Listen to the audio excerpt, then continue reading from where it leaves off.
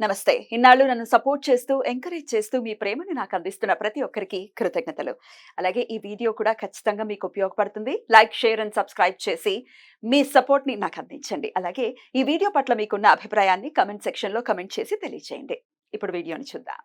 నమస్తే, welcome to our channel. నేను పద్మిని. ప్రస్తుతం మనతో పాటు ఆస్ట్రాలజర్, న్యూమరాలజిస్ట్, హస్త సాముద్రిక నిపుణులు, దుర్గా ఉపాసకురాలు శ్రీమతి పద్మశ్రీ గారు మనతో పాటు ఉన్నారు. మాట్లాడదాం. నమస్తే పద్మశ్రీ గారు. నమస్తే అమ్మా. ఆర్థిక సమస్యలతో ఉక్కిరిబిక్కిరవుతున్నటువంటి వాళ్ళు చాలా మంది ఉండటం అనేది శోచనీయం. ఎన్ని చెప్తున్నా ఈ రేషియో మాత్రం అలానే కంటిన్యూ అవుతుంది. చెప్తూ ఉన్నారు, మన ఛానల్లోనే రెమెడీస్ చేసుకున్నామండి, తగ్గాయి, మాకు సమస్యలు తగ్గాయి, ఆర్థికంగా కొంత పుంజుకున్నామని చెప్తున్నారు. మళ్ళీ ఇంకొకళ్ళు లేదండి ఆర్థికంగా ఇబ్బందులు, బాధ అనిపిస్తుంది. చెప్పేదే వాళ్ళ కోసం, వాళ్ళకి ఉపయోగపడాలి, ఎంతో కొంత మేలు జరగాలి అని చెప్పి. మరి మీ దగ్గర ఏదైనా మంచి రెమెడీ ఉందా ఈ ఆర్థిక పరమైనటువంటి ఇబ్బందుల నుంచి బయటపడడానికి? తప్పకుండా చాలా చక్కని ప్రశ్న అడిగారు. నిజంగా పాపం నా దగ్గరకు వచ్చే వాళ్ళలో కూడా ఎక్కువ శాతం కూడా ఆర్థిక సమస్యలే. పాపం వాళ్ళకి అంటే ఆర్థిక సమస్యలు అంటే ఇక్కడ రెండు రకాలుగా చెప్పవచ్చు. చేయడానికి పని దొరకపోవడం, సరైన పని దొరకపోవడం, దొరికినా కూడా ఆ వచ్చినటువంటి ఆ ఆర్థిక పరమైనటువంటి లావాదేవీ అంటే ఇంట్లో డబ్బు నిలవకపోవడం, ఇక్కడ రెండు రకాలుగా ఉంటుంది. అయితే అసలు ఈ రెండు రకాల సమస్యల నుంచి కూడా బయటపడాలి. ఒక్కొక్కసారి ఎలా ఉంటుందంటే అసలు కాలం పగబట్టిందా మన మీద, అసలు ఏంటి ఈ పరీక్ష అసలు అన్నంత భయంకరంగా ఉంటుందన్నమాట సిచ్యువేషన్. అలాంటి టైంలో కలియుగ దైవం వెంకటేశ్వర స్వామి ఆరాధన అనేది చాలా చాలా చాలా విశేషంగా చెప్పుకోవచ్చు. అయితే వెంకటేశ్వర స్వామికి ఏంటంటే లక్ష్మీపతి, అయితే ధన ఆకర్షణ కలగాలి అంటే ఖచ్చితంగా వెంకటేశ్వర స్వామి ఆరాధన, అంటే ఇంకొక రూపంగా విష్ణుమూర్తి రూపంగా కూడా చెప్పుకుంటాం కాబట్టి ఆ వెంకటేశ్వర స్వామి పూజ అనేది శనివారాల పూజ అనేది సప్త శనివారాలు చెప్తున్నారా? అంతే అంతే. అయితే సప్త శనివారాల్లో కూడా ఇప్పుడు ఇది ఒక కొంచెం డిఫరెంట్ గా చెప్పండి. అయితే ఏం చేస్తారంటే శనివారం రోజు చక్కగా చాలా మంది కులదేవత వెంకటేశ్వర స్వామి ఉంటారు. చాలా మంది ఇళ్లలో ఏంటంటే ఏదైనా సరే చికాకుగా ఉంటుంది ఆర్థికంగా. ఇప్పుడు ఎక్కడైనా డబ్బు రావాల్సిందంటే రాలేకపోతే వెంకటేశ్వర స్వామి నామాలు పెట్టించుకొని ఇంట్లో వెంకటేశ్వర గోవింద నామాలు చిన్న చిన్న పిల్లల్ని తీసుకొచ్చి చక్కగా చదివిస్తారు. అలాగే వాళ్ళకి పిల్లలకి నామాలు పెట్టి వెంకటేశ్వర స్వామి యొక్క గోవిందనామాలు చదివిస్తూ వెంకటేశ్వర స్వామికి ఇష్టమైనటువంటి తీపి పదార్థాలు నివేదన చేస్తూ ఇలా చేసుకుంటూ ఉంటారనమాట. అయితే నేను చెప్పే రెమెడీ ఏంటంటే వెంకటేశ్వర స్వామికి పచ్చకర్పూరానికి చాలా దగ్గర సంబంధం ఉంటుంది. అలాగే పచ్చకర్పూరంలో ఏంటంటే లక్ష్మీ ఆగమనం, లక్ష్మికి ప్రీతికరమైనటువంటి ఇది. అయితే పచ్చకర్పూరంలో ఉన్నటువంటి ఒక ప్రత్యేకత ఏంటంటే లక్ష్మీ అమ్మవారికి ఏంటి ఏదైనా సరే చెడు అనేది అంటే సువాసనలు వెదజల్లాలి. ఏదైనా సరే చెడు వాసన ఉండకూడదు, మురికిగా ఉండకూడదు, శుభ్రంగా ఉండాలి, చుట్టూ వాతావరణం అంతా కూడా శుభ్రంగా ఉండాలి. అదే కదా అమ్మవారికి మనం చెప్తాం. అందుకని పచ్చ కర్పూరం వల్ల ఏమవుతుందంటే ఈ క్రిమి కీటకాలు కూడా దరిచేరవు. అలాగే మంచి సువాసన అనేది కూడా వెదజల్లుతారు. అయితే వెంకటేశ్వర స్వామి హృదయంలో వక్షస్థలంలో ఉంటారు అమ్మవారు. కాబట్టి ఆ హృదయంలో ఉండేటువంటి అమ్మవారికి గురించి ఏం చేస్తారంటే పచ్చ కర్పూర మాల, అది ఎలా చేస్తారంటే పచ్చ కర్పూరం బిళ్ళలు చిన్న చిన్నవి దొరుకుతుంటాయి షాపుల్లో, పూజా సామాగ్రి షాపుల్లో.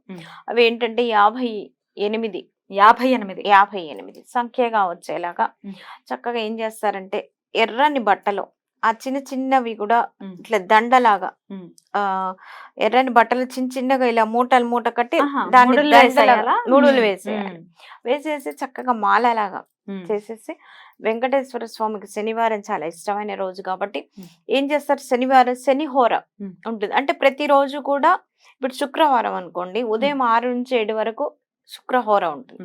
అలాగే శనివారం రోజు ఉదయం 6 నుంచి 7 వరకు శనిహోర ఉంటుంది.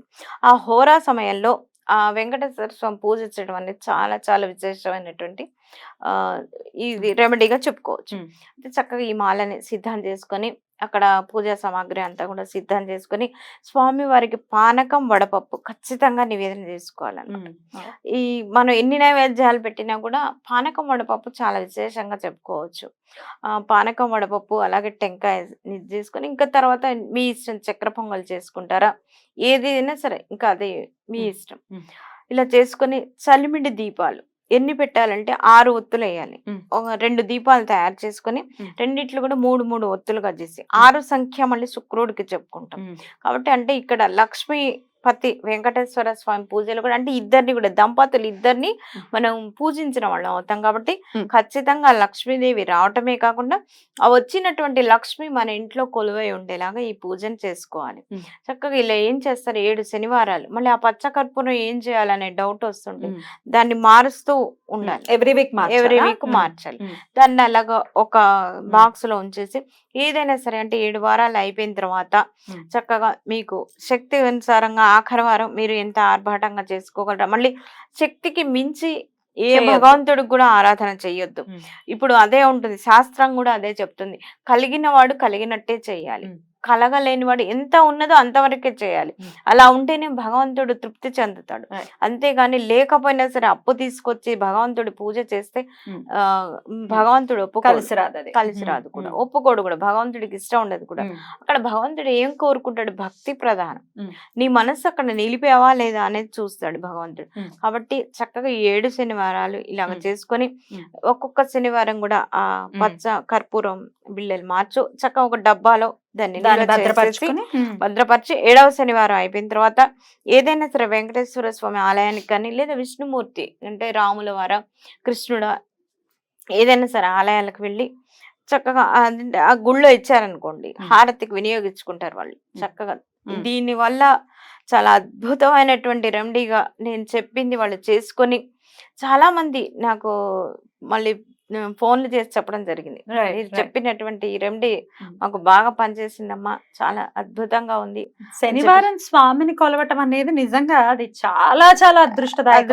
అసలు ఇష్టం అంట. అమ్మవారికి లక్ష్మీ అమ్మవారు ఒక్కరిని పూజ చేస్తే ఆవిడ ప్రసన్నురాలు అవ్వరు. ఎప్పుడైతే ఆవిడ లక్ష్మీ పతిని మనం పూజ చేస్తామో అప్పుడే ఆమెకు మనల్ని అనుగ్రహించడానికి. అంతే కదా, మన హస్బెండ్ కి గౌరవిస్తే మనం సంతోషపడతాం. అలాగే దేవతలు కూడా.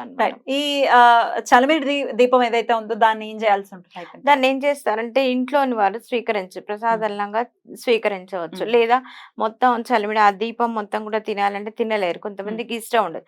దాన్ని ఏం చేస్తారంటే చక్కగా ఆ ఒత్తులు అంటే వేసినటువంటి ఆ ఒత్తుల్ని తీసేసి ఎక్కడైనా సరే అంటే పువ్వులు అవన్నీ నిర్మాల్యం పడేసేటువంటి ప్రదేశాల్లో పడేయచ్చు. చక్కగా ఆ పిండిని అంతా కూడా నలిపించి ఇక్కడ పారే నీళ్ళల్లో చేస్తే చక్కగా చేపలకి ఆహారంగా కూడా ఉంటుంది. దాని వల్ల కూడా బుధగ్రహ అనుగ్రహం కలుగుతుంది. ఏమంటారు పిండి గోధుమ పిండి పాలు చక్కెరతోని చేస్తాం కాబట్టి దాంతో బియ్యం పిండితో చేస్తారు. ఈ శనివారాలు ఏంటంటే గోధుమ పిండితో చేయాలి. ఎందుకంటే బుధుడు యొక్క అనుగ్రహం వల్లనే ఈ ఇప్పుడు వెంకటేశ్వర స్వామి అంటే ఒక రకంగా విష్ణుమూర్తి, బుధుడికి అధిపతి విష్ణువు కాబట్టి ఇలాగ చేయాలన్నమాట. గోధుమ పిండితో చేసినట్టయితే మన నీళ్ళల్లో పారే నీళ్ళల్లో కనుక వేశారనుకోండి చక్కగా ఏమవుతుందంటే ఖచ్చితంగా బయటపడతారు. అనుభవపూర్వకంగా కూడా చెప్పొచ్చు, చాలా మంది కూడా చేసుకున్న వాళ్ళు కూడా చెప్తుంటారు. చాలా చక్కగా తెలియజేశారు. కృతజ్ఞతలండి. నమస్తే.